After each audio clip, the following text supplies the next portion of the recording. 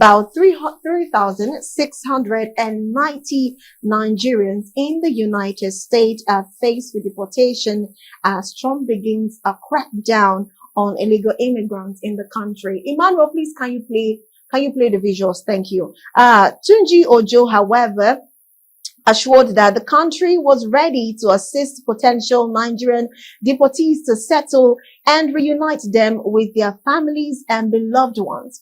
Now, the minister also disclosed that the federal government had secured a facility at the airport in Lagos to treat some deportees discovered to be suffering from mental fatigue and depression.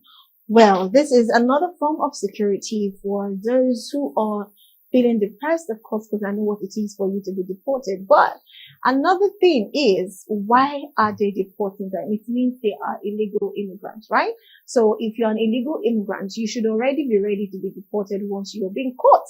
For me, I feel this is a good way to go, but I still feel like it's somewhat a misplaced priority because there are a lot of things that they could have, attended to, even a lot of issues in the airport.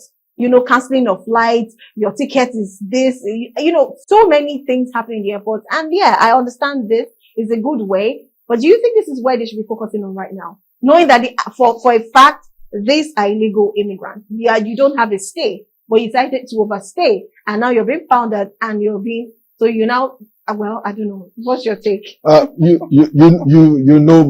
family and I just came back not too long, in January. And sincerely speaking, not only Nigerians, I pity a lot of Africans. You see, when you see family members relocate abroad, some people have that mentality that immediately things just begin to work for them. But you see, sometimes I know people that it takes them like 10 years, 15 years, and they keep running away from authorities, trying to sleep in cars and, facing quite a lot. Now, but averagely, an average Nigerian prefers that kind of condition than staying in our country. And I wouldn't blame them for that. We all have our preferences. I wouldn't blame them for that. But I think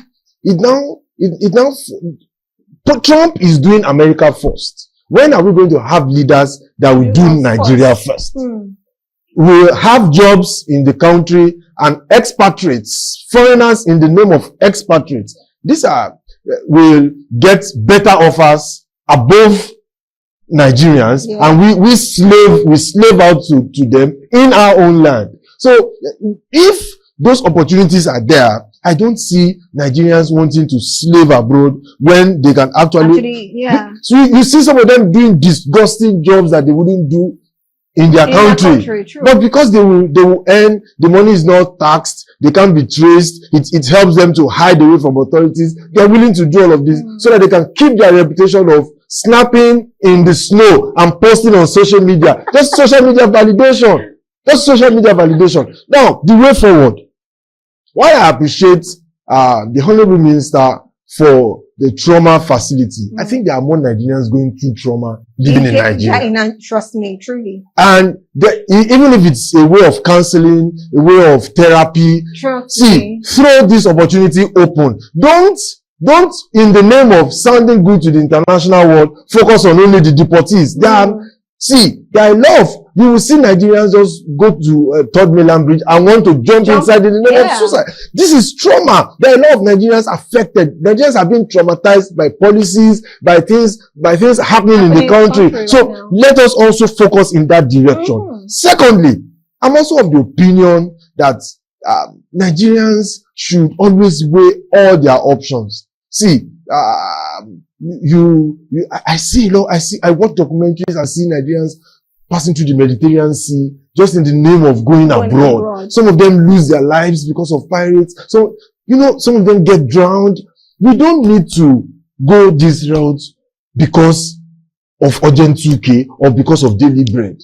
While I understand that the world judge you successful by what you have, by what you earn. But please, see, once you die, those people will leave you and they start judging other people. That's why I don't live my life based on that. I doubt if you see it on my social media that I've developed my children's mindset to that level. So going forward, I expect that the average Nigerian must think, not that we expect our leaders to put Nigeria first, but the average Nigerian must always consider all the options available before you go slave or enslave yourself there. Lastly, Trump does not care. Hey, I still believe that there are more people that will be deported. Yeah. The more he finds out, the more he would. And, well, it's a blessing in disguise for African leaders, because it is now the time to look inwards. I hope they will stop getting grants, foreign aids, and the like. And, because this is where they see all this money that they spend lavishly in the name of helping the masses. So if all of these things, maybe God has just brought Trump for 4 years to teach us a lesson. And if our leaders can sit tight, sit up, and start sacrificing more than we are sacrificing. The price of fuel went up. The president does not fuel his car from his pocket, from what he earns. It's the government that does that. So the senators, the government does all of that. But maybe all these grants, once it's cut off, and maybe they will start using only one car rather, then they can begin to feel the pulse of the masses. But however, I thank the Honorable Minister for creating such facility, but we need to look inward. There are many Nigerians that are depressed. There are many Nigerians that are traumatized. There are many Nigerians that are not even, they lack mental alertness because they don't even know where their next meal will come from. Sure. There are so many that they are going to work, but their take-home pay cannot take them home. So we really need to look inward. We don't need to sound correct by doing things to get the validation and appeal from the foreign body. No. Let us look inwards. Let the Minister of Health collaborate with the Ministry of Interior and sort Nigerians that are going through depression. I totally agree. We need to look inward. And also, just to add to what you said about Trump saying he does not care. The only one person Trump has ever cared for, no, not ever, is actually, will I say being mild, was when he said he wanted to deport Prince Harry. But he said one thing. He said the only reason why I'm not going to deport Prince Harry is because Meghan, his wife, is giving him enough headache. It's enough headache for him already. So let's not deport him. Let's just have mercy on him. Let him handle that. But every other person, he's going to deport. That is very interesting coming from Trump. But anyway, comrade, to wrap up the show, what would you say about the facility which they said will be at the airport for those who will be deported back into Nigeria? Do you think that's a brilliant idea, or you also share in the fact that what Femi Chacha has also stated?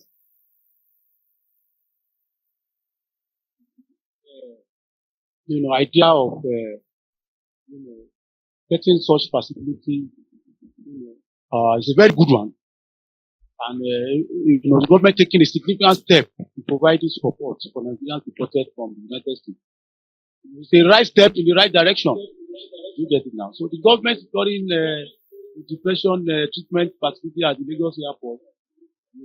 Cater for deportees suffering from mental fatigue and depression. To help them and at least give them a sign of relief. But there are some key points I want us to just look into. What are the numbers of the so-called deportees from America? What are their numbers?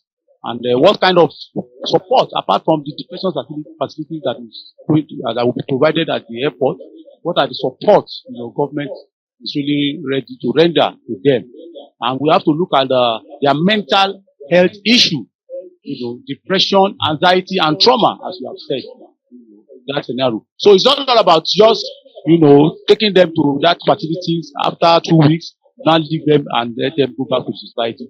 Government must be able, to rehabilitate them and to give them this very good support before letting them, into the society. So the government's initiative is a positive step, as I said, in addressing the complex challenges, associated with deportation. However, it is essential to consider the broader implication of Trump's immigration, policies on Nigerian citizens, and the need for a comprehensive approach to support deportees in integrating them, into the society. So integrating them into the society is the most important thing. So that someone who has spent over 10 years or 8 years illegally in another man's country come here and, maybe he or she is not even allowed, to take much of his, savings back to the country. So the government should just not give them a trauma, health support, but at least they should be able to help them to start up whatever things they want to do. For those of them who are educated, who have the, prerequisites, who have the educational, certificate, they should try to look for means of at least fixing them so that they don't go back to society and become a menace to the larger society. And they don't go back to society to become a thorn in the flesh. For some of these people, their family members may not even know, that some of them are already back in the country because of the stigma, that is attached to this deportation. Some of them may not even go back to their family house. Okay, the little money some of these people will have, don't be surprised. They will still go back and be lodging in hotel, pending when all this money will be exhausted. After which ordinarily become a burden even to the government itself. So let them be properly reintegrated aside, the trauma, support facility that's been, established at the airport. So they should be properly integrated to make their life meaningful. Look at the other Libyans, some of our deportees from Libya and everything. Today, many of them have just been left, to their fate. So this is not good at all. And we should not be caught unaware because this Donald Trump policy, he mentioned it in his manifesto in the course of his campaign. And these are some of the things he said he's going to carry out, that he's going to do. And definitely he's doing it. It's not like African leaders, that are always, they are economic with the truth. Just because of they want to gain cheap popularity, they want to make cheap political scorecard, they will lie. By the time they get to the saddle of leadership, they will say differently. But this man has said it, even in the course of his campaign, that the issue of immigration will be treated frontally, will be taken seriously, that American is not a dustbin, it's not a dumping ground for any kind of immigrant. So I applaud him. Look at his this homosexual the gay policy he introduced. Look at the way he abolished all those laws about gay. So we have to give kudos to that man. The man is God sent to America. There is no doubt about it. And let our leaders take a clue from that, and let them also, do same, to sanitize our economy, to make our own land be good and be, be fertile for our citizens to live in. Thank you very much. Okay, thank you so much, sir. Yes, we could see all the abolishments and of course, he stated his fact before even getting into position, and of course, taking it out just the way he said it. And trust me, anything Trump says he's going to do, he will do it, even though you protest or you do not protest or you come against him. That is Trump. I've always known, before I even became a president, I've always followed Trump, even when he was doing Apprentice, when he was, far back, I've always followed him. And then I used to call him a very stubborn man. Like, he is very, very stubborn. He doesn't care who you are or what you think you are. But anyways, we're not talking about Trump. We're talking about ourselves. But like, my two guests have said, yes, they should also reason to understand that even Nigerians in Nigeria are going through depression. They should not just look at the ones who are being deported, feeling depressed. They should also look at Nigerians and, create a facility to also help them, get better. And well,